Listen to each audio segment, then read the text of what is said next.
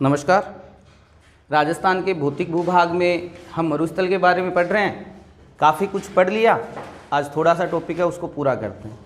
तो आपने जो पढ़ा था उसका मोटा मोटा रिवीजन हो जाए एक बार। बताओ, हमादा से शुरू किया था हमने। हमादा क्या है? हमादा है पथरीला मरुस्थल। हमादा के बाद हमने पढ़ा था अर्घ या ईर्घ। ये क्या है? पूर्ण रूप से मरुस्थलीय क्षेत्र या ऐसा क्षेत्र जहां रेगिस्तान का घनत्व सबसे ज्यादा हो। तो ऐसा कौन सा क्षेत्र पढ़ा था आपने? समगाम। समगाम कहाँ पर है? यहाँ पे आपके अर्घ या ईर्घ का सबसे ज्यादा विस्तार देखने को मिलता है। ज्यादा विस्तार होने के कारण या हम कह सकते हैं कि रेगिस्तान का घनत्व ज्यादा होने के कारण यह जो क्षेत्र है यहाँ पे वनस्पति नहीं पाई जाती, पूर्ण वनस्पति रहित क्षेत्र है। और जहाँ वनस्पति नहीं होती वहाँ वर्षा भी नहीं होती। तो आपके राजस्थान में न्यूनतम वर्षा वाला स्थान भी आपके कौन सा हो जाता है? समगांव, जैसलमेर। फिर समगांव के बाद हमने पढ़ा था रेग। रेग का सीधा सा अर्थ आपको देना है। रेग का मतलब होता है मिश्रित मरुस्थल। लिखाया हुआ है, बाकी मैं मोटा मोटा रिवीजन कर देता हूँ। रेग का मतलब क्या होगा आपके? मिश्रित मरुस्थल। फिर मैंने आपको एक चीज़ बताई थी, मैंने कहा समगा के साथ आप जैसलमेर का एक और गाँव है नाचना। नाचना का भी आप एक क्वेश्चन याद कर लेना कि नाचना गांव रेगिस्तानी प्रसार के लिए जाना जाता है। किसके लिए जाना जाता है? रेगिस्तानी प्रसार के लिए। और फिर एक बताया था मैंने कि जहाँ पे पशुधन में ऊंट का कहीं पे मिला ना जाए तो नाचना मिला देना। नाचना और गोमट, यहाँ दो जगह के आपके राजस्थान के ऊंट जो है वो फेमस है। नाचना के सुंदरता की दृष्टि से और गोमट के। फिर आपने आगे पढ़ा था थल्ली। थली ऐसे है, थली दो बालू का स्तूपों के मध्य स्थित उपजाऊ भूभाग को थली कहते हैं। थली का विस्तार ज्यादातर जो है वो है बीकानेर। बीकानेर के पास वाला जिला ले सकते हो, चूरू ले सकते हो। तो एक दो जिलों का यही क्रम आए तो बीकानेर से जहाँ शुरू होकर 3 जिलों का क्रम आए ना तो पास वाले जिले देख लेना। फिर हमने पढ़ा था डाड रन टाट। डाड रन टाट ये क्या होते हैं? लवणीय गर्त। सीधी सी बात है, दो बालू का स्तूपों के मध्य पानी इकट्ठा होकर सूख जाता है तो लवणीय गर्त बन जाते हैं, जिनको कहते हैं डाड। आया हुआ है एग्जाम में, डाड कह दो, रन कह दो, टाट कह दो। फिर इसके बाद खड़ीन। खड़ीन एक जल संरक्षण की विधि है। जैसलमेर में पालीवाल ब्राह्मणों के द्वारा झीलें जो बनती हैं उनको नाम कहते हैं पलाया झीलें। तो पलाया झीलें कहाँ पाई जाती है? जैसलमेर में पाई जाती है। ठीक है, मैंने आपको ये बताया था। खड़ीन के अलावा आपको झालरा याद रखना है। झालरा भी एक जल संरक्षण की विधि है। और रानी जी का फेमस झालरा कहाँ है? अच्छा, नाली क्या नहीं है? जल संरक्षण की विधि नहीं है। जल संरक्षण की विधि को हम नाली नहीं कहते। अब फिर आपने पढ़ा होगा लाठी सीरी क्षेत्र। मोटा मोटा ध्यान रखना, लाठी सीरी क्षेत्र एक भूगर्भिक जल पट्टी है जिसपे क्या पाया जाता है? सेवण घास, जिसको आप क्या कहते हो? लीलोण। वैज्ञानिक नाम सीडिकुस। मोटा सा नाम याद रखना ना, लसीरुस सीडिकुस। तो सीडिकुस से अपना काम हो जाएगा। फिर मैंने आपको कुछ घासों के नाम बताया था, सेवण, धामण, कुराल, अंजन, बूर। ये क्या है? पश्चिमी राजस्थान में पाई जाने वाली घास के प्रकार है। इसमें देखो एक आखिरी नाम मैंने लिखाया था बूर। बूर जो होता है ना उसको कहते हैं लेमन घास। उसको क्या कहते हैं? उसके पत्तों को जब हाथ में हम लेके मसल के जब अपने हाथों में खुशबू लेते हैं तो नींबू के जैसी खुशबू आती है, तो उसको कहते हैं लेमन घास। बूर को क्या कहते हैं? लेमन घास। ठीक है, फिर हमने राजस्थान का और छोटा मोटा बता के मैंने आपके राजस्थान के इस भौतिक भूभाग को, जो पश्चिमी मरुस्थल है, इसको हमने 4 भागों में पढ़ा था। जिसमें पहला जो भाग था वो आपको ध्यान में हो गया होगा, घग्गर बेसिन। कौन सा बेसिन? अब घग्गर बेसिन का ध्यान रखें। आपको पता होगा कि घग्गर नदी के बहाव क्षेत्र को क्या कहते हैं? नाली कहते हैं। ये घग्गर बेसिन जो है या घग्गर का जो मैदान है वो राजस्थान के कितने जिलों में है? 2, गंगानगर और इस नदी के बहाव क्षेत्र को क्या कहते हैं? नाली कहते हैं। वापिस ध्यान रखना, नाली एक भेड़ की नस्ल थी जो कहाँ पाई जाएगी? उत्तरी राजस्थान। उत्तरी राजस्थान। नाली वाला आता है, मिलान करना होता है, हमेशा ध्यान रखें, वहीं पे क्लियर कर लो। नाली से 2 क्वेश्चन बनने वाले हैं। एक तो नाली का क्वेश्चन क्या आता है कि किस नदी के बहाव क्षेत्र को नाली कहते हैं, और एक नाली भेड़ की क्या है? नस्ल भी है। फिर हमने इसके बारे में और मोटा मोटा घग्गर नदी के बारे में बताया था मैंने कि भाई ज़्यादा पानी आ जाए तो भी ये कितने जिलों में बहेगी? 2। अच्छा, 2 क्वेश्चन किए थे कि निम्न में से कौन सा कस्बा अपने पास बहने वाली नदी के पेटे से नीचे बसा हुआ है? कौन सा होगा? हनुमानगढ़। अच्छा, पुष्कर के आसपास की पहाड़ियों पर अत्यधिक वर्षा होने पे कौन सा कस्बा डूबेगा? ये बालोतरा डूब जाएगा। ठीक है, मोटा मोटा घग्गर बेसिन हमने पढ़ लिया था। फिर आपने दूसरा कौन सा पढ़ा था, शेखावाटी। कौन सा पढ़ा था आपके? अब शेखावाटी में आज एक पॉइंट आपको ऐड और कर लेना भाई। शेखावाटी क्षेत्र आपको पता होगा, चूरू, झुंझुनू और सीकर, ये जो एरिया है उसको हम क्या कहते हो, शेखावाटी। राजस्थान की दिशा के संदर्भ में बात करें तो ये आपके उत्तर है, ये होगी पूर्व है। ये कहाँ पे है आपके? उत्तर पूर्व। मैंने बताया था यहाँ की मिट्टी जो है वो अपेक्षाकृत मोटी है, पानी जमीन के अंदर चला जाता है, तो इस क्षेत्र को कहते हैं आंतरिक जल प्रवाह क्षेत्र। क्लियर है? फिर इधर वाला, और ये आ गया दक्षिण, ये आ गया आपके पश्चिम। यहाँ पे मैंने बता दिया था कि आपके वो जो नदी है ना चंबल, वो कैसा बनाती है, अस्पष्ट अधर प्रवाह क्षेत्र। अस्पष्ट, दोनों ही क्वेश्चन कम से कम 20 से 30 बार रिवीजन हो चुके हैं, जहां पर आपके दिशाएं पूछी जाती है, दिशाएं नहीं दे तो क्षेत्र दे दे, तो हम ये कह सकते हैं कि अस्पष्ट अधर प्रवाह है, और जो क्षेत्र है वो तो है हाड़ौती वाला, और आंतरिक जल प्रवाह क्षेत्र होगा वो कौन सा होगा आपके, शेखावाटी वाला। वो कौन सा हो जाएगा आपके, शेखावाटी। अब देखो शेखावाटी का एक चीज और क्वेश्चन देखना, शेखावाटी में यहाँ पर एक नदी बहती है जिसका नाम होगा आपके कांतली, और कांतली नदी के बहाव क्षेत्र को क्या कहते हैं, तो तोरावाटी क्षेत्र का ध्यान रखें। तोरावाटी जो क्षेत्र है वो शेखावाटी का उपभाग है, और हम ये कह सकते हैं कि तोरावाटी है वो मरुस्थल का भी भाग है। आपके ये पिछले एग्जाम में पूछा गया था, 4 क्षेत्र दिए थे कि निम्न में से आप बताइए कौन कौन सा जो क्षेत्र है वो पश्चिमी मरुस्थल का भाग है, तो उसमें तोरावाटी नाम आया था। तोरावाटी आपके पश्चिमी मरुस्थल का ही भाग माना जाता है। फिर आप ध्यान से सुने, यहां पर एक सभ्यता विकसित हुई थी कांतली नदी के किनारे, जिसको आप क्या कहते हो, अगर आपको एग्जाम में पूछ ले कि तोरावाटी क्षेत्र में विकसित सभ्यता स्थल का नाम, गणेश्वर। गणेश्वर जिसको आप क्या कहते हो, ताम्रयुगीन, अच्छा ताम्रवती नगरी, ताम्रवती नगरी आहड़, और यह है ताम्रयुगीन सभ्यताओं की जननी। लेकिन मिला क्या, मछली पकड़ने का कांटा। ये मोटी मोटी याद रखें, फिर सभ्यताओं में आप आगे पढ़ते रहना। अब इस क्षेत्र को देखो अपने राजस्थान में, यहां से आप इसको वापिस अपने नोट कर लेना रे भाई, आगे उसी में देखो बांगड़ क्षेत्र है। बांगड़ क्षेत्र मुख्य रूप से आपके हैं नागौर और पाली। कौन सा है, नागौर और पाली। नागौर और पाली का जो क्षेत्र है वो बांगड़ क्षेत्र कहलाता है। अब आपको इतना थोड़ा ध्यान रख लेना है भाई, बांगड़ परिवार था हमारे यहाँ पे, आपके डीडवाना की अगर हम बात करें, बांगड़ महाविद्यालय, बांगड़ महिला महाविद्यालय, बांगड़ हाई स्कूल, बांगड़ चिकित्सालय, ऐसा ही पाली में है। तो इन 2 जिलों के अंदर बांगड़ परिवार का प्रभाव अधिक था, इसलिए इस क्षेत्र को हम क्या कहते हैं, बांगड़ कहते हैं। लेकिन अभी एग्जाम में एक क्वेश्चन आया था जिसमें पूछा गया था बांगड़, तो बांगड़ में आपके उन्होंने शेखावाटी भी मान लिया। बांगड़ में किसको मान लिया, शेखावाटी। तो अब एक बार तो मिलाने का आया था, तो वहां आपको बांगड़ से अकॉर्डिंग ऑप्शन नागौर मिलाना था। हमने हल किए थे कुछ क्वेश्चन, तो वहां नागौर में मिलाया था। और एक बार पूछ लिया बांगड़, और बांगड़ की जगह रह कर दे अगला, तो शब्द बन जाता है बांगड़, जो नदी से संबंधित भी शब्द आ गया। तो बांगड़ कह दे या बांगड़ कह दे, अगर ये क्षेत्र एग्जाम आपके ऑप्शन में नहीं है तो आप इसका उत्तर क्या कर दोगे, शेखावाटी। इसको आप ऐड कर लेना। दोनों ही क्वेश्चन हमने देख चुके हैं कि जहां बांगड़ देकर भी नागौर से मिलाया गया था, और बांगड़ देकर ही आपके किसके मिलाया गया था, शेखावाटी। तो इसको आप अपने जो मैंने दिखाए हैं उसमें थोड़ा सा आप इसको नोट कर लो, ताकि आगे कोई गड़बड़ी ना हो। तो ये तो हो गया था। फिर तीसरा कौन सा पढ़ा था हमने, तीसरा पढ़ा ही नहीं, आज पढ़ लेते हैं और ये टॉपिक समाप्त करते हैं।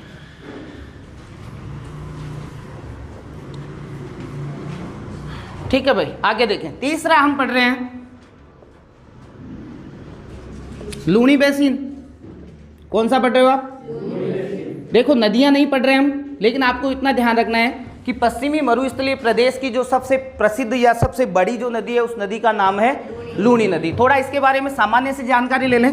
देखो लूणी नदी, लूणी नदी, इसका उद्गम होता है नाग की पहाड़ियां, नाग की पहाड़ियां, ये पुष्कर के आसपास की पहाड़ियां हैं। और पुष्कर कहां पर है, अजमेर। नदी कौन सी पढ़ रहे हैं, लूणी, जिसको लवणवती, जिसको क्या कहते हैं, लवणवती, आदि खारी, आदि मीठी नदी, और जिसको कालिदास ने अंतः सलीला कहा है। जिसे कालिदास ने क्या कहा है, तो 3 नाम बताना है। लूणी नदी जिसको क्या कहते हैं, लवणवती, ये परीक्षा में पूछा जाता है भाई। लूणी नदी जिसको हम कहते हैं लवणवती, जिसको हम कहते हैं आदि खारी, और कालिदास ने क्या कहा है, इस नदी का उद्गम नाग की पहाड़ियों से हुआ। अब देखो नाग की पहाड़ियों से उद्गम होते ही ये थोड़ा सा जो क्षेत्र है वो नागौर का कवर करती है, नागौर को टच करते हुए बह गई। नागौर के बाद देखो ये इतना ही कर दो आप, नागौर के बाद ये नदी आ गई पाली में। तो पाली में इस नदी के बहाव क्षेत्र को कहते हैं नाड़ा। पाली में इस नदी के बहाव क्षेत्र को क्या कहते हैं? इतना ही याद करना है और कुछ याद नहीं करना। ये लीजिए आपके पाली समाप्त। पाली से ये नदी चली गई जोधपुर। पाली से ये कहां चली गई? जोधपुर चली गई। तो जोधपुर में आपको ध्यान रखना, इस पर एक बांध बना दिया गया जिसको कहते हैं पिछियाग बांध। जिसको क्या कहते हैं? जिसको जसवंत सागर बांध के नाम से भी जाना जाता है। जिसको क्या कहते हो आप? जसवंत सागर। चलिए ये यहाँ पे समाप्त। जोधपुर कुछ नहीं पढ़ना। और जोधपुर से देखिए ये इसका बहाव क्षेत्र, और ये आ गया इसके बाड़मेर। ये क्या आ गया? अब देखो मैंने आपके बताया था नागौर, नागौर को तो आप इतना ही ले लो, ये पाली वाला ले लो, ये जोधपुर। सबसे लंबा मैंने देखो बहाव क्षेत्र कहाँ लिखा है? बाड़मेर। तो हम ये कह सकते हैं कि लूणी नदी बाड़मेर में सबसे ज्यादा बहती है। सबसे लंबा क्षेत्र बाड़मेर। बाड़मेर का एक कस्बा है बालोतरा। कौन सा कस्बा? बालोतरा के इस तरफ तो इसका पानी जो है वो क्या होगा? मीठा। और इस तरफ क्या हो जाएगा? तो बालोतरा के बाद लूणी नदी का पानी जो है वो खारा हो जाता है। एक बार एग्जाम में पूछा गया था कि लूणी नदी का पानी खारा होने का मुख्य कारण यहाँ की मिट्टी में लवणता। यहाँ की मिट्टी में, ठीक है। अब यहाँ से ये सीधा का सीधा इसको भेज दो जालोर। कहाँ भेज दो? जालोर में इसका ये जो बहाव क्षेत्र है इसको कहते हैं रेल या नेड़ा। क्या कहते हैं? नेहड़ा। रेल या नेहड़ा के नाम से जाना जाता है। और फिर आप जालोर से इसको सीधा बाहर की तरफ निकाल दो और कच्छ के रन में, कच्छ का रन, यहाँ पे ये विलीन कर दो। तो मोटे मोटे रूप अगर हम बात करते हैं तो लूणी नदी जो है वो अजमेर, नागौर, पाली, पाली में क्या कहते हैं? नाड़ा। फिर जोधपुर, जोधपुर में इसमें एक बांध बनाया, कौन सा? फिर कहाँ? बाड़मेर के बालोतरा तक इसका पानी। उसके बाद और यहाँ पे मैं ज़्यादा बारिश कर दूँ तो कौन सा डूबेगा? ठीक है, ये सोजत वगैरह इसके किनारे है, ये वो। अब सारी वो बातें नदियों में होगी। यहाँ सिर्फ मैं ये बताना चाह रहा हूँ, यहाँ जालोर में इसका बहाव क्षेत्र क्या कहलाता है? रेल या नेड़ा। ये मोटी मोटी बात हो गई। अब अगर मैं आपसे परीक्षा में क्वेश्चन करूँ, देखो ये आपके राजस्थान के 6 जिलों में बहती है। कितने जिलों में? आपके नागौर, सॉरी अजमेर, अजमेर के बाद चली गई नागौर, नागौर के बाद पाली, पाली के बाद जोधपुर, जोधपुर के बाद बाड़मेर, और बाड़मेर के बाद जालोर। कितने जिलों में भाई? अब परीक्षा में पूछा जाता है, पहले तो आप इसका उत्तर दे। लूणी नदी राजस्थान के कितने जिलों में बहती है? 6। कितने? 6। अब आपको परीक्षा में पूछ ले कि लूणी नदी पश्चिमी मरुस्थल के कितने जिलों में बहती है? 5 कर देना। अजमेर मरुस्थल में नहीं आता, यहाँ पे कंफ्यूज नहीं होना है। पश्चिमी मरुस्थल के कितने जिलों में बहेगी? 5 ही जिलों में आपकी ये बहती है। जहां पाली में इसके बहाव क्षेत्र को क्या कहते हैं? नाड़ा से एक भाषा बन जाती है नाड़िया। कौन सी भाषा? नाड़िया भाषा किस नदी के बहाव क्षेत्र में बोली जाती है? लूणी। किस नदी के बहाव क्षेत्र में बोली जाती है? किस जिले में बोली जाती है? नदी से पूछ सकते हैं ना, नदी से नहीं पूछ सकते क्या? जैसे तोरावाटी भाषा किस नदी के बहाव क्षेत्र में बोली जाती है? कांतली नदी के। ऐसे आपसे पूछ ले नाड़िया भाषा लूणी नदी के, ठीक है। फिर आपके यहां से ये मीठा पानी। अब देखो जालोर में इसके बहाव क्षेत्र को क्या कहते हैं? रेल या नेड़ा। जालोर के जस्ट ऊपर वाला जो क्षेत्र है वो हो गया आपके बाड़मेर। कौन सा क्षेत्र हो गया? और जालोर और बाड़मेर का ये जो क्षेत्र है इसको कहते हैं कौन सा? गोडवाड़ा। तो आपको ध्यान रखना, गोडवाड़ा जो क्षेत्र है वो लूणी नदी के बहाव क्षेत्र के अंतर्गत आता है। किसके अंतर्गत आता है? लूणी नदी के बहाव क्षेत्र के अंतर्गत आता है गोडवाड़ा। और यहाँ की भाषा कौन सी हो गई? गोडवाड़ी। अगर अकॉर्डिंग राजस्थान के नक्शे की बात करता हूं मैं, राजस्थान के नक्शे में यहाँ पर है ये सारे दोनों जिले, तो हम ये कह सकते हैं पश्चिम, और ये कह सकते हैं आप। तो दक्षिणी पश्चिमी राजस्थान में बोली जाने वाली भाषाओं में एक भाषा कौन सी होती है? कौन सी? गोडवाड़ी। आपने राजस्थान के जिले पढ़े थे, हम घूमते हुए पहुंचे थे कहाँ? इधर जैसलमेर मरुस्थलीय। वहां जाते आ गई थी बाढ़, बाढ़ में बह गए थे, तो मैंने आपको बचाने के लिए क्या फेंका? जाल। जाल से क्या किया था आपने? फिर जाल के बाद आपका क्या फंस गया? सिर। सिर से क्या हो गया? इस एरिया की भाषा बताओ। अब यहां देखना, जो सिरोही है यहां पर देवड़ा राजपूतों का शासन था। कौन से राजपूत थे? इसलिए सिरोही को देवड़ा वाटी भी कहा जाता है। सिरोही को क्या कहा जाता है? अब ये भाषा भी होगी, देवरावाटी भाषा कहाँ की भाषा है? सिरोही की। अब इन दो जिलों के देखो तीनों क्रम में आ गए ना, तो क्रम में अगर हम बात करें तो इन दोनों जिलों में बोली जाती है और यहाँ पर बोली जाती है, और नाड़ी कहाँ बोली जाती है? और बागड़ी डूंगरपुर, मेवाती, अलवर, भरतपुर, राजावाटी जयपुर की उपभाषा, जयपुर की। और जयपुर वाली कौन सी है? ढूंढाड़ी। जयपुर की फेमस भाषा। लगभग भाषाएं क्लियर है आपके अब तक। अभी आप पढ़ रहे हो ज्योग्राफी, मैंने साथ साथ आपके भाषाओं वाला, क्योंकि ये भौतिक भूभाग में भी आ जाता है और यही चीज आपके वहां आएगी। यहाँ थोड़ा आप ध्यान दे लेना, तो हम ये कह सकते हैं कि ये यहाँ की जो भाषा है कौन सी? ठीक है। एक प्रसिद्ध लेखक हुए थे नरपति नाल। लेखक का क्या नाम था? उन्होंने एक पुस्तक लिखी थी बिसल देव रासो। बिसल देव रासो। वापिस सुनना, उस लेखक का नाम बताओ। नरपति नाल। क्या नाम था? और नरपति नाल की पुस्तक का नाम क्या था? बिसल देव रासो। गोडवाड़ी की एकमात्र फेमस पुस्तक, गोडवाड़ी भाषा की एकमात्र फेमस पुस्तक का नाम क्या है? बोलो देखें। बिसल देव रासो। बिसल देव रासो किसने लिखी? नरपति नाल। और इसकी भाषा कौन सी है? कौन सी है? गोडवाड़ी। अच्छा, गोडवाड़ी भाषा कहाँ कहाँ बोली जाती है? और देवड़ावाटी, देवड़ावाटी। और इसका अगर पूछ ले देवड़ावाटी या देवड़ा चौहानों के द्वारा शासित, देवड़ा भी चौहान राजपूत थे, तो इनके द्वारा शासित जो क्षेत्र है वो कौन सा हो गया आपके?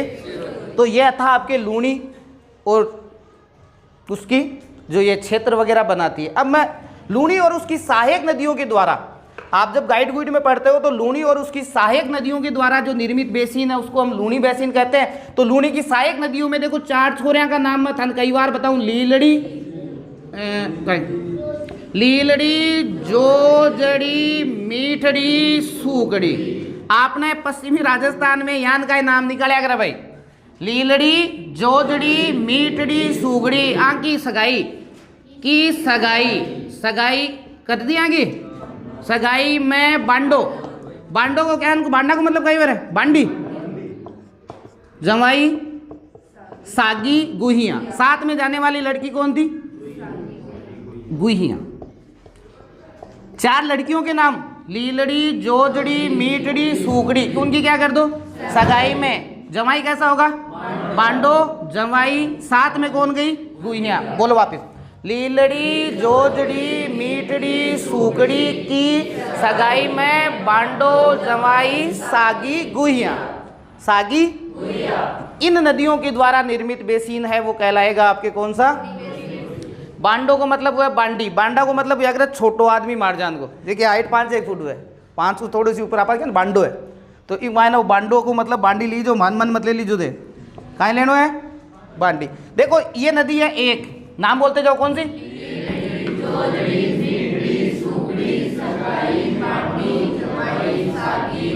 सारी नदियां हैं, सारी नदियां हैं। तो एक बार बोल दो फिर अपन आगे चलते हैं। बोलो।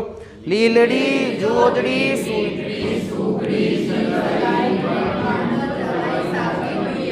सागी, ये रहा आपके अरावली। क्या रही? अरावली। लूणी की जितनी भी सहायक नदियां हैं उनका सबका उद्गम स्थान अरावली है, एक नदी को छोड़ के। और उस नदी का नाम है जोजड़ी। क्या नाम है? जोजड़ी। ये जोजड़ी अपने नागौर से निकलती है भाई। तो लूणी की जितनी भी सहायक नदियां हैं हम पढ़ेंगे, इनका क्रम भी पढ़ेंगे जब आगे नदियां पढ़ेंगे, उत्तर से दक्षिण, पूरब से पश्चिम, जो भी है ऐसे मिलती है। लेकिन ये एकमात्र जोजड़ी है जो विपरीत दिशा से आके मिलती है। एकमात्र जोजड़ी ऐसी है सहायक नदी जो कहां से आके मिलती है। तो इसके 2 क्वेश्चन आप याद करें। लूणी की एकमात्र सहायक नदी जिसका उद्गम अरावली की पहाड़ियां नहीं है, अरावली की पहाड़ियां नहीं है, कौन सी नदी होगी? अच्छा एक बताओ, लूणी में विपरीत दिशा से आके मिलने वाली नदी? बाकी सारे क्वेश्चन जो है ना वो इधर से बनेंगे। ये अपने एक नागौर वाली ये उल्टी चलेगी। नागौर के तो वैसे बेल दिमाग की है, ये उल्टी चलती है। बाकी सारी बेचारी इधर से जा रही है, इधर से आ रही है। सासू कहने गुनवाने कुल मिलार बात है उल्टी चाल वाली है। तो आप आगे ऐसे का क्लियर। ये हो गई आपके लूणी बेसिन। लूणी बेसिन का ये नक्शा मोटा मोटा बना लेना, अभी आगे बता दूंगा आपको। भाषा ध्यान में आ गई। ये बिसल देव रासो किसने लिखी थी? किसकी भाषा? कौन सी? गोडवाड़ी। गोडवाड़ी भाषा का फेमस ग्रंथ कौन सा है? बिसलदेव रासो। अब आखिरी एक अपना और गया जो अपने नागौर का है, नागौरी उच्च भूभाग। अरे एक और बताना भूल गया यार, उत्तर, दक्षिण, पूर्व, पश्चिम। ये अपना अरावली, ये अपना मरुस्थल, ये अपनी लूणी। सही है। परीक्षा में क्वेश्चन क्या पूछा था, थोड़ा आप दिमाग लगाना। क्वेश्चन क्या पूछा गया था कि निम्न में से कौन सा मरुस्थलीय भाग समुद्र तल के औसत जो है उससे नीचा है? समुद्र तल से क्या है?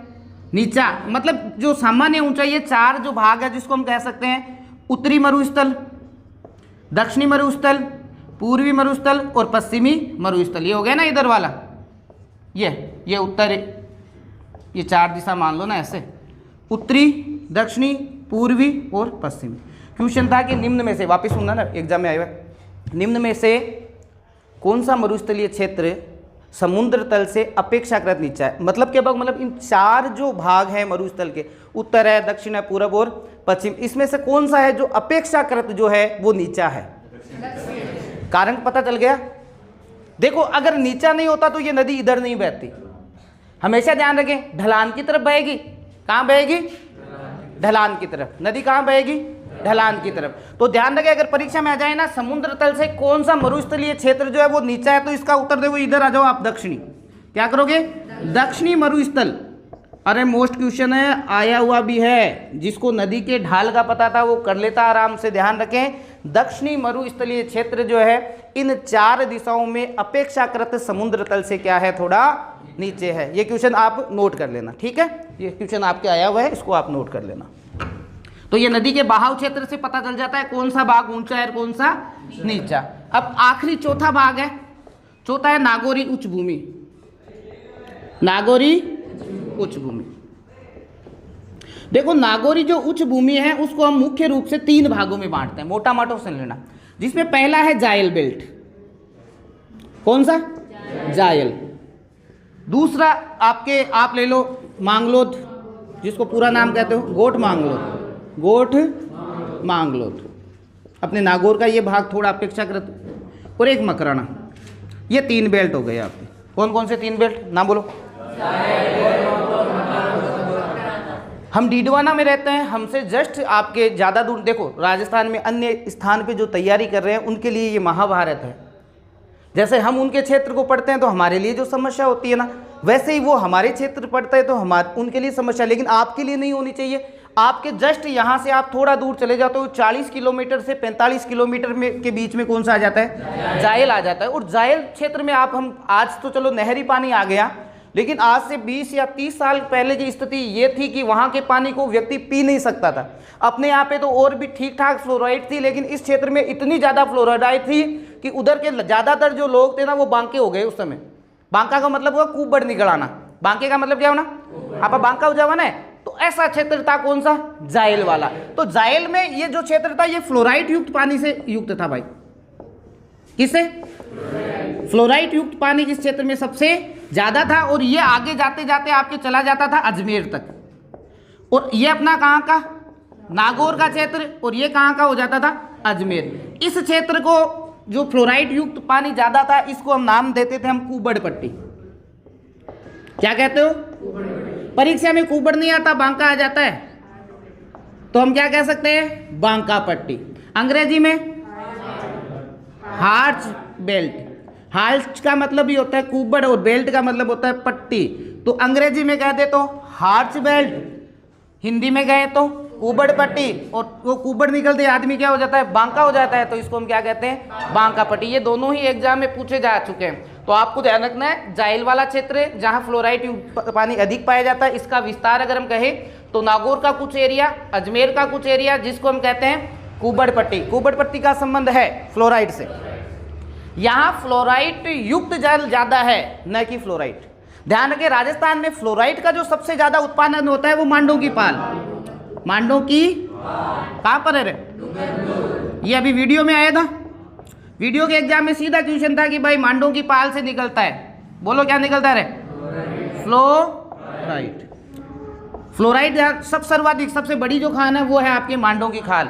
ये भी फ्लोराइड है, लेकिन ये फ्लोराइड युक्त पानी है। आप सबसे ज्यादा फ्लोराइड का उत्पादन मत कर देना, कुब्बड़ पट्टी में पानी निकलता है फ्लोराइड, जबकि फ्लोराइड की सबसे बड़ी खान फ्लोराइड को ही देखो फ्लोरस्पार कहते हैं। क्या कहते हैं? फ्लोरस्पार। ये दोनों शब्द एक जैसे हैं, फ्लो, तो फ्लोरस्पार कह दो या आपके फ्लोराइड कह दो, इनकी सबसे बड़ी खान कौन सी है? मांडों की पात। इसको उर्वरक के रूप में यूज करते हैं। तो वहां जो एक संयंत्र लगा है उसका नाम है फोर्सपार बेनिफिशियन संयंत्र। बेनिफिशियन संयंत्र, फोर्सपार बेनिफिशियन संयंत्र अगर परीक्षा में पूछते तो उसका उत्तर भी क्या होता है? तो बताओ कुब्बड़ पट्टी क्या है? नागौर और अजमेर का वह क्षेत्र जहां फ्लोराइड युक्त जल ज्यादा पाया जाता है। अच्छा, बांका पट्टी, बांका पट्टी भी वही है। अच्छा, हार्च बेल्ट, हार्च बेल्ट भी ये का ये। बेल्ट का मतलब पट्टी पकड़ लेना था, अंग्रेजी में ज्यादा समस्या हुए तो। बेल्ट का मतलब क्या होता है? पट्टी होता है ना, तो बेल्ट का मतलब क्या होता है? पट्टी। थोड़ा देख लेना। तो ये पहला भाग हमने पढ़ लिया जायल वाला। अब देखो गोठ मांग लो। आप जायल से टर्न करो, एक सीधी रोड जाती है वो भी नागौर जाएगी, एक थोड़ा गांव से होके जाती है वो भी नागौर जाती है। हम डीडवाना वाले लोग ज़्यादातर क्या करते हैं, माताजी वाला रास्ता पकड़ते हैं कि भाई जाते समय माताजी के दर्शन करके आ जाएंगे, आते समय वापस आ जाएंगे। तो गोठ मांगलोद जो है वो जस्ट जायल से थोड़ा आगे की तरफ है। आप में से सारे गए हुए हैं शायद, एग्जाम जब भी नागौर जाते हैं यहाँ की जो भी गाड़ियाँ हैं वो गोठ मांगलो से होके जाती है। और गोठ मांगलो जाते हो तो वहाँ माताजी के सामने जस्ट देखो बड़ी बड़ी खाने ही खाने हैं जहाँ पे ट्रक लगे हैं हज़ारों की संख्या में, और वहाँ से निकलती है जिप्सम। वहाँ से क्या निकलती है? राजस्थान में जिप्सम का आपके सर्वाधिक उत्पादन करने वाला जिला भी अपना नागौर ही है। जिप्सम का सबसे ज़्यादा उत्पादन कहाँ से होता है? नागौर। ये जो गोठ मांगलोद वाला एरिया है यहाँ पे पाई जाती है कौन सी? जिप्सम। अभी वीडियो के एग्जाम में पूछा गया था कि जिप्सम की सबसे बड़ी खान वो जामसर। कौन सी है? जामसर। और जिप्सम का सबसे ज्यादा उत्पादन? अच्छा, आपको पता है कि ये मिट्टी की लवणता को कम करने के काम आता है, चिकित्सा के क्षेत्र में काम आता है। अपने हाथ वो टूट जाए वो पट्टो कराया करे, काय कराया करे? पट्टो। और एक आपने उल्टी छत्ता डालिया करे डिजाइनर सेरांग मायने पीओपी के वहाँ plaster of Paris, plaster of.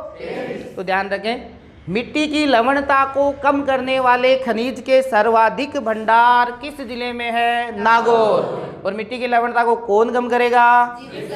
Gypsum को अंग्रेजी में क्या कहते हैं? हिंदी में हरसोट, हिंदी में अंग्रेजी में क्या कहते रे? पता करो देखे। से है। अब देखे देखो थोड़ा दिमाग लगाओ तुम्हारा।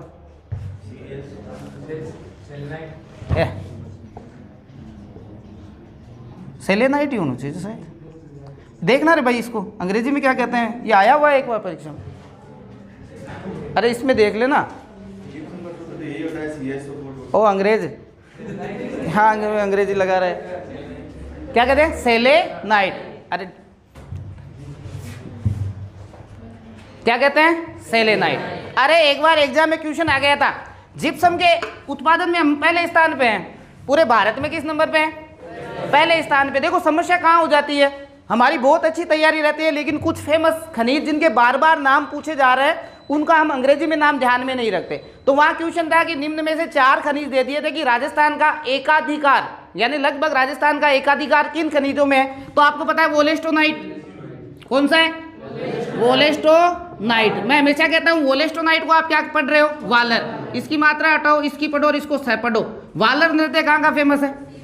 बिना वाद्य के किया जाने वाला नृत्य कौन सा है? वालर। वोलेस्टोनाइट में हम एकाधिकार है जास्पर, जैसे जास्पर जैसे जोधपुर, जैसे जास्पर और जैसे जोधपुर। ऐसे ही जिप्सम, तांबड़ा में भी है नो डाउट, लेकिन जिप्सम में भी हम पहले स्थान पे ही हैं। अब जिप्सम वहां पे नहीं देके उन्होंने 4 खनिज दिए थे, जिसमें जिप्सम नहीं देके उन्होंने क्या दे दिया था? सेलेनाइट। अब यहाँ पे समस्या ये हो जाती है कि ज्यादातर स्टूडेंट जो है उन्होंने सेलेटाइट, जो सेलेनाइट नाम ही नहीं सुना, गाइडों में ये मिलता नहीं है। तो हम क्या करते हैं, इनको तो अलग कर देते हैं। हाँ साहब वोलेस्टोनाइट में पहले नंबर पे हैं, हाँ जी जास्पर में भी है, लेकिन जब ये नाम आ जाए तो तब हमें ध्यान रखना है, इसको भी अलग छांट देना। जिप्सम का ही दूसरा नाम क्या है? सेलेनाइट। वापिस याद करोगे, जिप्सम का क्या नाम है? सेलेनाइट। सेलेनाइट। क्लियर हो गया?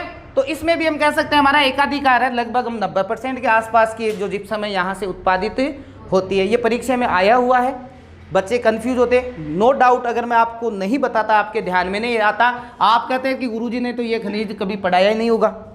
भाई पढ़ेंगे आगे जब आप खनिज, तो वहाँ पे, और मैं तो पढ़ा रही हूँ यार, मैं तो आपको बताऊंगा कि क्या कहते हैं इसको, सेलेनाइट। लेकिन ज़्यादातर कोचिंगों में ये समस्या रहती है कि वो सिर्फ जिप्सम पढ़ा देते हैं, सेलेनाइट नाम नहीं बताते, और एग्जाम में क्या आ जाता है? सेलेनाइट। आपको याद रखना है सेलेनाइट किसका नाम है? तो एकाधिकार वाले निकालने हो तब हमें निकाल लेना है। जिप्सम तो गोठ मांग लो, जिप्सम के लिए फेमस। जिप्सम को अंग्रेजी में क्या कहोगे? काम बताओ। मिट्टी की और हाँ, कभी गुंडागर्दी करो, तुम्हारे हाथ पैर टूट जाए ना, तो ये भी याद रख लेना, वो जो प्लास्टर होगा वो किससे होगा? जिप्सम से। चिकित्सा के क्षेत्र में काम आता है। और बोलो, पीओपी, प्लास्टर ऑफ।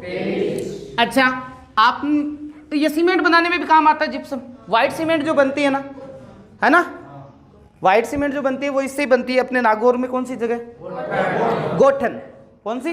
गोठन। और एक है खारिया खंगार। गोठन और यहाँ से वाइट सीमेंट के लिए दोनों जगह फेमस है। अब आप खुद देखो, जिप्सम हमारे घर में भी यूज करते हैं। देखो ये जो है ना, ये आप दीवारों के चारों तरफ जो कर रखी है ना अपने यहाँ पे, क्या है ये? पुट्टी।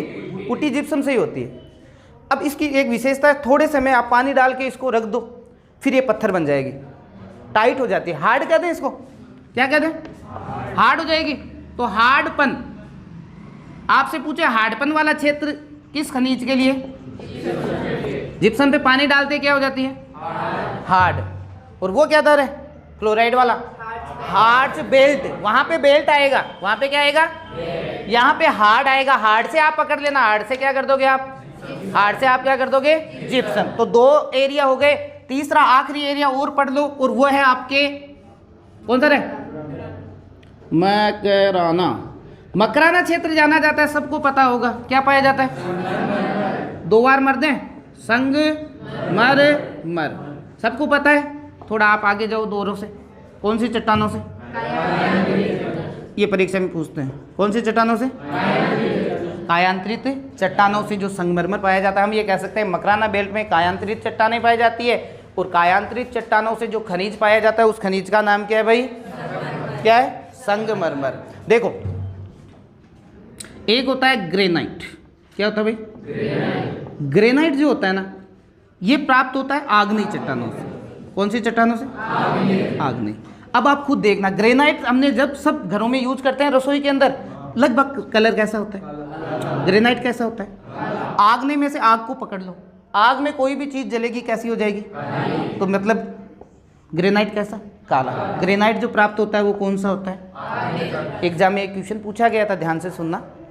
क्वेश्चन क्या था कि मालानी क्षेत्र, बाड़मेर वाला जो है ना, मालानी क्षेत्र में, ठीक है, आग्नेय सेल से प्राप्त होने वाला जो प्रमुख है, तो आग्नेय नाम आ जाए तो वहां पे आपको उत्तर क्या करना है? ग्रेनाइट। मुख्य खनिज ग्रेनाइट है, बाकी ज्यादातर आग्नेय से होता है। आग से आप काला, काले से क्या कर दो? ग्रेनाइट। काले से क्या कर दोगे? ग्रेनाइट। तो अब ये मेरे को इतना ही बताना था। संगमरमर वाला जो एरिया है वो मकराना। आपको पता है कि ताजमहल का जब निर्माण हुआ था तो ताजमहल के निर्माण में भी हमारे मकराना के मार्बल का ही प्रयोग किया गया था। ठीक है? अजमेर गए हो कभी? जाते हो? हमारे यहाँ से आप सीधा रवाना होते हैं ना तो ज़्यादा टाइम नहीं लगता, 1.5-2 घंटे में किशनगढ़ पहुँच जाते हैं। 1.5 घंटा लगता है किशनगढ़ को पार करने में। और टरके सड़कें टूटी हुई, क्यों? क्योंकि एशिया की सबसे बड़ी संगमरमर मंडी, वहाँ पे टरके बहुत ज़्यादा मिल गए। एशिया की सबसे बड़ी संगमरमर जो मंडी है वो कौन सी है? किशनगढ़। जबकि राजस्थान में सबसे ज़्यादा संगमरमर का जो उत्पादन होता है वो राजसमंद से। कहाँ से होता है? कहाँ से होता है? अब आप बाकी कुछ याद रखो या नहीं रखो, जैसे कई बार रंग पूछे जाते हैं। हरा संगमरमर उदयपुर से होता है। हरा, गुलाबी, गुलाबी जालोर, गुलाबी जालोर से हो गया। काला भैंसलाना, काला सतरंगी पाली, सतरंगी पीला जैसलमेर, पीला जैसलमेर। मैं तो ये क्वेश्चन ना पूछूं, मैं तो पूछूंगा संगमरमर की मूर्तियां, संगमरमर की मूर्तियां कहाँ की? परीक्षा में हमेशा यही पूछा जाता है, संगमरमर की मूर्तियां। बच्चे कंफ्यूज हो जाते हैं, वो ज़्यादातर राजसमंद, उदयपुर ये एरिया पढ़े होते हैं, जबकि संगमरमर की जो मूर्तियां फेमस है वो कहाँ की है? संगमरमर की मूर्तियां को आप याद रखना, बाकी आप खनिजों में पढ़ लोगे। एक बार फिर रिवीजन करो। हरा संगमरमर उदयपुर, हरा उदयपुर। गुलाबी जालोर, गुलाबी गुलाबी जालोर है। फिर आपके पीला पीला पत्थर जैसलमेर, पीला पत्थर भी कहाँ का है? पीला संगमरमर भी कहाँ का? जैसलमेर का जो दुर्ग बना है वो कैसे पत्थरों से? पीले पत्थरों से बना है, तभी उसको स्वर्ण कहते हैं। सुबह सुबह जब रोशनी पड़ती है सोने के जैसा चमकता है। अच्छा, फिर कौन सा रह गया? सतरंगी, काला काला संगमरमर की मूर्तियां, संगमरमर की मूर्तियां कहाँ की? तो ये आपके पूरा का पूरा एरिया समाप्त। अरावली को मोटे मोटे पश्चिमी मरुस्थल को हमने लगभग पढ़ लिया। मैं कुछ 2-4 बातें आपको और बता के इसको यहीं पे समाप्त कर रहा हूँ। देखिए, कहते हैं कि पश्चिमी जो मरुस्थल है, हमने शुरू में पढ़ा था कि पश्चिमी मरुस्थल जो आपके रेत वाला एरिया या मैदान कह दो, ये 33 सागर के हैं। और जो भाटे वाला एरिया जिसमें आपके अरावली आ जाता है और पठार आ जाता है, वो किस में आ जाता है? गोंडवाना लैंड का भाग। सही है। अब कहते हैं कि भाई क्या कारण है कि आप ये कहते हो कि यहाँ पे पहले 33 सागर था? तो ध्यान रखें, 33 सागर यहाँ उपस्थित है। इसका सबसे प्रमुख प्रमाण है यहाँ पाई जाने वाली अवसादी चट्टानें। कौन सी चट्टानें? अवसादी चट्टानें। ये अवसादी चट्टानें ज़्यादातर समुद्र वाले एरिया में ही पाई जाती है। अवसादी चट्टानें ज़्यादातर कहाँ पाई जाती है? समुद्री एरिया में। जैसे आपने देखा, आप सुनते हो कि चीन जो है वो अरब सागर के अंदर जाके वो तेल की खोज वगैरह कर रहा है, तो वो पेट्रोलियम निकाल रहा है। वो आपके समुद्र के अंदर की जो चट्टानें होती है वो लगभग कौन सी होती है? अवसादी चट्टानें। जब हमारे इस मरुस्थलीय क्षेत्र में खोजा गया तो हमारे यहाँ पे कौन सी पाई जाती है? ये अवसादी चट्टानें होती क्या है? ये जीवाश्म से बनती है। मतलब कोई जीव का जो अंश रह जाता है तो उस जीवाश्म से बनने वाली चट्टानें होती है, तो हम इनको क्या कहते हैं? जीवाश्म चट्टानें। इनको दूसरा नाम क्या कह सकते हो? जीवाश्म चट्टानें। अब इन जीवाश्म चट्टानों से जो खनिज प्राप्त होता है वो होता है पेट्रोलियम। कौन सा होता है? प्राकृतिक गैस, प्राकृतिक गैस। कोयला क्या पाया जाता है? तो ये तीनों के तीनों खनिज अगर हम देखें ना, ये पश्चिमी राजस्थान के इस मरुस्थल में ही पाए जाते हैं। पश्चिमी राजस्थान के इस मरुस्थल में ही पाए जाते हैं। तो ध्यान रखें, अवसादी चट्टानें कहाँ पाई जाती है? पश्चिमी राजस्थान। आपसे पूछ ले जीवाश्म चट्टानें कहाँ पाई जाती है? पश्चिमी राजस्थान। आपसे पूछ ले अवसादी चट्टानों से प्राप्त खनिज, तो जो पश्चिमी राजस्थान में पाए जाते हैं पेट्रोलियम, प्राकृतिक गैस और कोयला, ये जो है वो अवसादी चट्टानों से प्राप्त होता है। फिर और क्या मिला? यहाँ पर एक गाँव मिला है कुलधरा। गांव का क्या नाम है? कुलधरा। जैसलमेर का गांव है भाई। कुलधरा कहाँ का गांव है? इस कुलधरा गांव के अंदर जब खुदाई वगैरह हुई तो यहाँ मछली का कंकाल मिला। किसका कंकाल मिला? तो हम ये कह सकते हैं कि मछली रही है, इसका मतलब पानी भी तो रहा ही होगा। तो हम ये कह सकते नहीं साहब, यहाँ 33 सागर था। तो ये कुलधरा में क्या मिली? आप कभी घूमने जाओ जैसलमेर, कभी भी घूमने जाओ तो आप इस कुलधरा गांव में जरूर जाके आना। यहाँ 2 गांव है, कुलधरा और खांबा। कुलधरा और कहाँ है? ये पालीवालों के उजड़े हुए गांव है। पालीवाल जो ब्राह्मण थे ना, उनके उजड़े हुए गांव। टूरिस्ट बहुत ज़्यादा जाते हैं यहाँ पे। पूरे का पूरा गांव पड़ा है, बहुत ही बड़ा, बड़े 2-2 मंजिल मकान पड़े हैं। ठीक है, अब तो खंडर के रूप में हो गए हैं। ये कुलधरा और खांबा गाँव जो है ना, ये पालीवालों के थे, जो जैसलमेर में, और एक ही रात में खाली हो गए थे और फिर खंडर के रूप में ये परिवर्तित होते हैं। यहाँ कहते हैं ब्राह्मणों की कोई कन्या थी, राजा जी का दिल आ गया उस कन्या पे, उन्होंने कहा शादी करूँगा। ब्राह्मणों ने कहा नहीं, हम शादी नहीं करेंगे। तो उन्होंने कहा नहीं करेंगे तो हम ज़बरदस्ती करेंगे, और उनको एक तारीख दे दी कि इतनी तारीख तक आप सोच विचार करो। तो इन दोनों गाँवों के जितने भी ब्राह्मण थे वो रात को इकट्ठा हुए, सब ने यही किया कि भाई ये जगह छोड़ के चले जाते हैं। तो रातों रात ये पूरे के दोनों गाँव सूने हो गए और अभी वर्तमान में खंडर के रूप में है। तो 2 क्वेश्चन इनके बन जाते हैं। पाली वालों के खंडर जो गांव है वो कुलधरा और खांबा है, और ये कुलधरा वही गांव है जहां पे क्या मिला है? आपके मछली का अवशेष। इसी जैसलमेर में एक और गांव है, उस गांव का नाम है आक्कल, और यहाँ पर स्थित है आक्कल वुड फॉसिल पार्क। ये आक्कल वुड फॉसिल पार्क जो है इस आक्कल गाँव में है। मैं बार बार नहीं लिखूंगा। आकल गांव कहाँ पर है? यहाँ पे कहते हैं कि करोड़ों साल पुराने लकड़ी के अवशेष मिले हैं। करोड़ों साल पुराने क्या मिले हैं? अब देखो अंग्रेजी में तो हम पढ़ देते हैं फोसियल पार्क, इसका हिंदी अनुवाद करो जीवाश्म उद्यान। इसको क्या कहते हैं? तो राजस्थान में जीवाश्म उद्यान कहाँ पर स्थित है? जैसलमेर में। ये परीक्षाओं में पूछा जाता है। जीवाश्म उद्यान कहाँ पर स्थित है? जैसलमेर में। किस दिशा में? राजस्थान के पश्चिमी राजस्थान। किस अभ्यारण्य में? राष्ट्रीय मरु उद्यान। राष्ट्रीय आपसे पूछे जीवाश्म उद्यान कहाँ पर स्थित है, तो राष्ट्रीय मरु उद्यान के अंदर स्थित है। कौन सा? जीवाश्म उद्यान। कौन सा? जीवाश्म उद्यान। क्लियर हो गया ये जीवाश्म उद्यान वाला? जीवाश्म उद्यान। चलो भाई थोड़ा सा और इसके बारे में और कुछ बचा है क्या?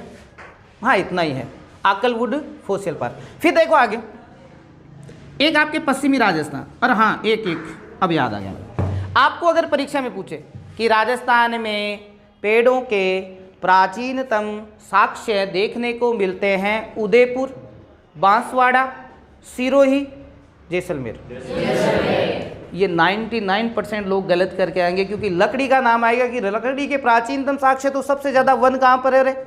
उदयपुर में है ना। पश्चिमी ये दक्षिणी राजस्थान में वन सबसे ज़्यादा है, तो हो सकता है लकड़ी के प्राचीनतम साक्ष्य यहीं से मिले हो। नहीं, राजस्थान में लकड़ी के प्राचीनतम साक्ष्य अगर किसी जिले से मिले हैं तो वो जैसलमेर। कोई सोच ही नहीं सकता अगर इस प्रकार का क्वेश्चन बना के दे दे कि राजस्थान में लकड़ी के या पेड़ों के प्राचीनतम साक्ष्य। लकड़ी तो देने से थोड़ा सा क्वेश्चन हल्का हो जाता है। आपको देंगे कि राजस्थान में पेड़ों के प्राचीनतम साक्ष्य कहाँ देखने को मिलते हैं, तो उसका उत्तर आप करोगे।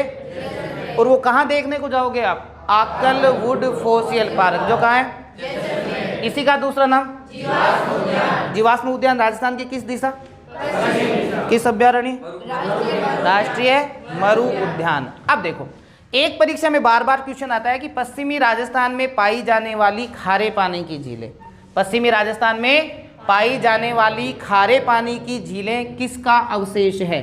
तो ध्यान रखें तैतीस सागर। ये भी एक उदाहरण है, तैतीस सागर। तो हम ये कह सकते हैं कि ये पश्चिमी राजस्थान में जो भी खारे पानी की झीलें पाई जा रही है वो तैतीस सागर का ही अवशेष है। तो अब आपसे पूछे कि भाई आपका जो पश्चिमी मरुस्थल है वो बताओ तैतीस सागर का अवशेष कैसे? आप क्या कहोगे साहब? यहाँ पे क्या पाई जाती है? अवसादी चट्टानें, जिसको आप क्या कहते हो? जीवाश्म चट्टानें। जिससे कौन कौन से खनिज? पेट्रोल। फिर कहोगे साहब हमारा एक ऐसा गांव है जहाँ मछली का अवशेष भी मिला है। कौन सा? कुलधरा के साथ 1% और क्या रखोगे? पालीवालों का खंड। ठीक है, फिर हम ये कहेंगे कि साहब यहाँ आकलवुड फोसियल पार्क भी है, यानी यहाँ पेड़ भी थे। आकलवुड फोसियल पार्क भी है। फिर आप कह दोगे आखिरी में कि पश्चिमी राजस्थान में पाई जाने वाली खारे पानी की झीलें किसका अवशेष है?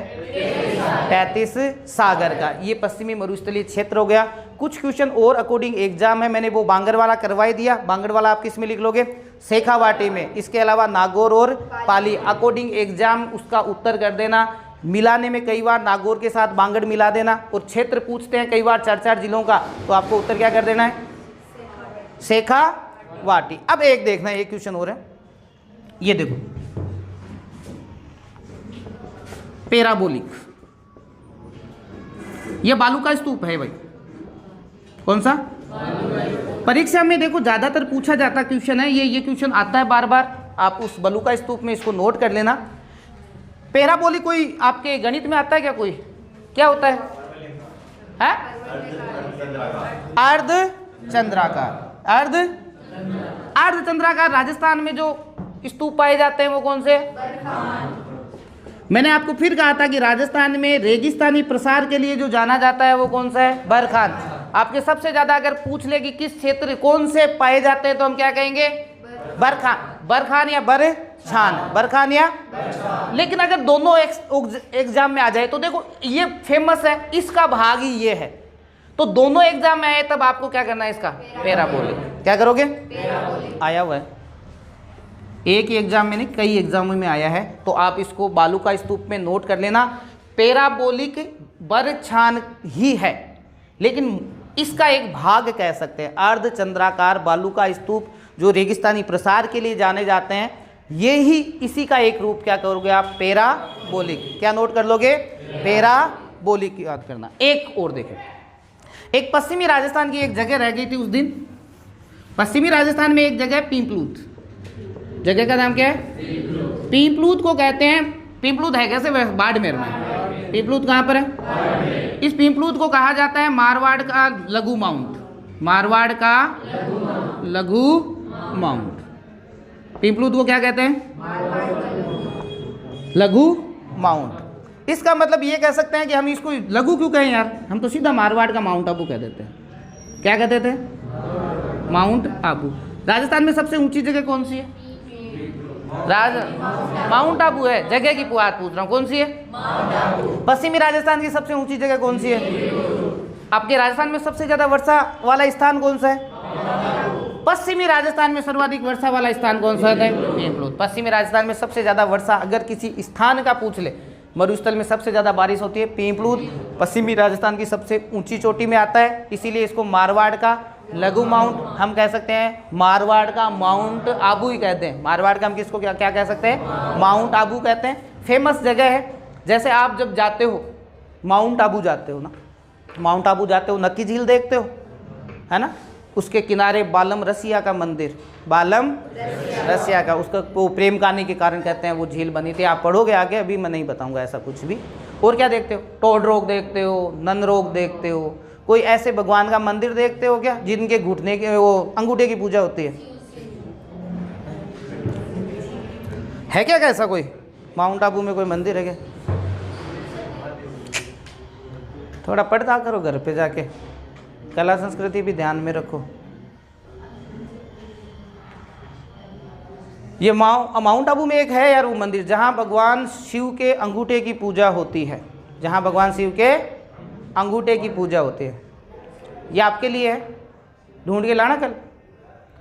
राजस्थान में एक ऐसा मंदिर है जहाँ भगवान शिव के अंगूठे की पूजा होती है, वो माउंट आबू में है। और उस मंदिर का नाम आप ढूंढ के लाओगे, मैं नहीं बताने वाला आपको। ऐसे ही यहाँ पर भी एक मंदिर है, वो भी महादेव का है, हल्देश्वर महादेव मंदिर। कौन सा है? हल्देश्वर महादेव मंदिर। ये भी फेमस मंदिर है। आपको पूछ ले हल्देश्वर महादेव मंदिर, जैसे अपने यहाँ पे जो माउंट आबू वाला जो मंदिर है ना, किसके लिए फेमस है? किसकी होती है? शिव जी के अंगूठे की पूजा।